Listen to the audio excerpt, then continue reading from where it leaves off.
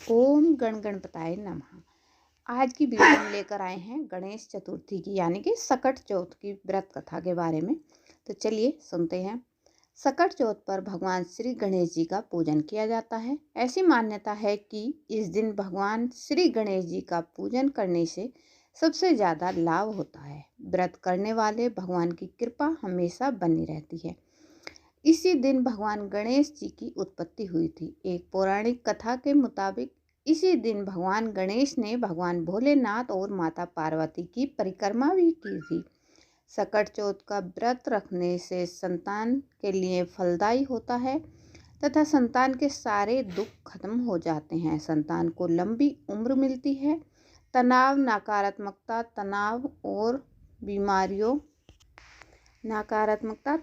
और बीमारियों से संतान को छुटकारा मिलता है।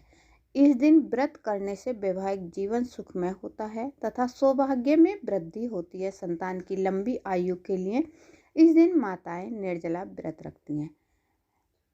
तो चलिए सुनते हैं कहानी। एक शहर में देवरानी जेठानी रहती थी। देवरानी गरीब थी और जेठानी अमीर थी। देवरानी हमेशा गणेश जी का पूजन व व्रत करती थी।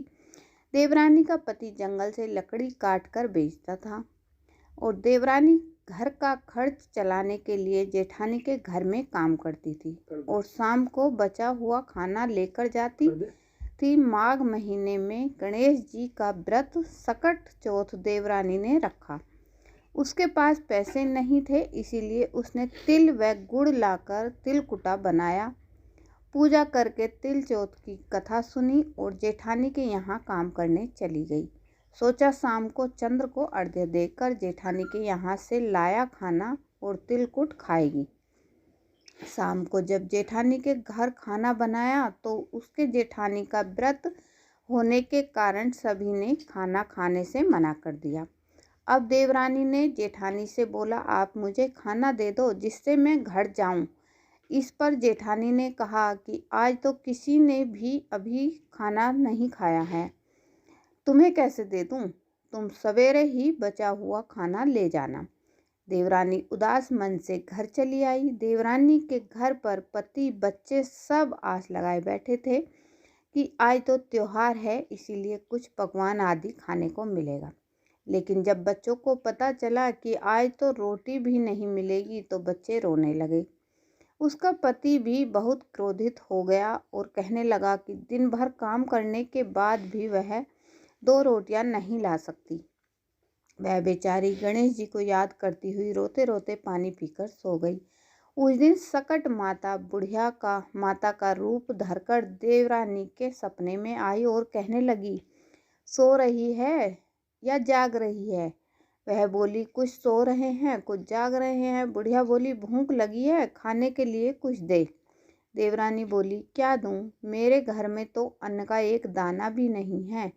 जेठानी बचा खुचा खाना देती थी, आज वो भी नहीं मिला। पूजा का बचा हुआ तिलकुट छींके में पड़ा है, वही खा लो। सकट माता ने तिलकुट खाया और उसके बाद कहने लगी, निमटाई लगी है, कहाँ निमटे? उसने कहा, घर खाली झोपड़ी है, आप कहीं भी जा सकती हो, जहाँ इच्छा हो वहीं निपट लो। फिर सकट माता बोली, अब कहाँ पहुँचूं? अब देवरानी को बहुत गुस्सा आया और आया कि उन्हें कब से परेशान किया जा रहा है, सो बोली कि मेरी साड़ी से पोंछ लो। देवरानी सुबह जब उठी तो यह देखकर हैरान रह गई कि पूरा घर हीरे मोतियों से जगमगा उठा है। उस दिन देवरानी जेठानी के यहाँ काम करने नहीं गई। जेठानी ने कुछ देर तो राह देखी, फिर बच्चों को देवरानी को बुलाने के लिए भेज दिया।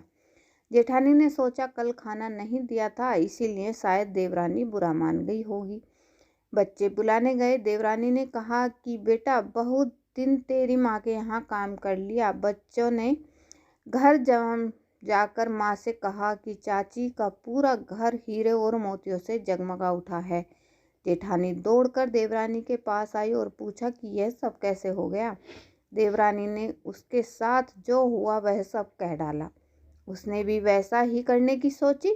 उसने भी सकट चौथ माता का तिल के दिन तिलकुट बनाया और रात को सकट माता उसके भी सपने में आई और बोली, भूख लगी है, क्या खाऊं? जेठानी ने कहा कि आपके लिए छीके में रखा है, फल और मेवे भी रखे हैं, जो चाहो खा लो। सकट माता बोली, अब निपटे कहाँ? जेठानी बोली, मेरे इस महल में कहीं भी निपट लो। फिर उन्होंने बोला कि अब पोंछूं कहाँ? जेठानी बोली, कहीं भी पोंछ लो। सुबह जब जेठानी उठी तो घर में बदबू गंदगी के अलावा कुछ नहीं थी। हे सकट माता, जैसे आपने देवरानी पर कृपा की वैसे ही सब पर कृपा करना। वीडियो पसंद आए तो लाइक कीजिएगा, कमेंट कीजिएगा और वीडियो को शेयर भी कीजिएगा। तो मिलती हूँ एक और ऐसी ही वीडियो के साथ। जय हो गणेश महाराज की।